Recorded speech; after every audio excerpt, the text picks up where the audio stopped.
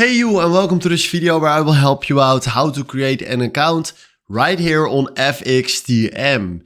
And we are now on their website fxtm.com, and if you want to create an account, we select right here Start Trading. So now he will send us to this page where we need to click right here on this, or sorry, not on that, because otherwise we will receive a lot of mails, but we need to click on this.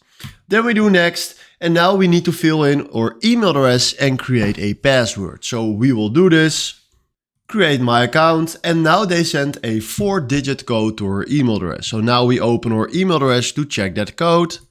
There we are, and now we need to create a new 5-digit security code. So we will do this real quick. Continue. And now they want some information from us. So now we fill in this two because they want our name, last name, phone number, and date of birth. So we fill this in real quick. And now they're telling us your practice account is now active and will remain so far for the next 14 days. So now we click right here on go to live account. And then what you need to do is fill in right here all the information to verify your account.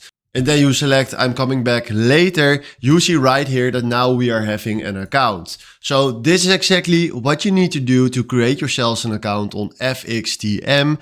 Hopefully this was the video where I was looking for. Thanks for watching and have a wonderful day. Ciao.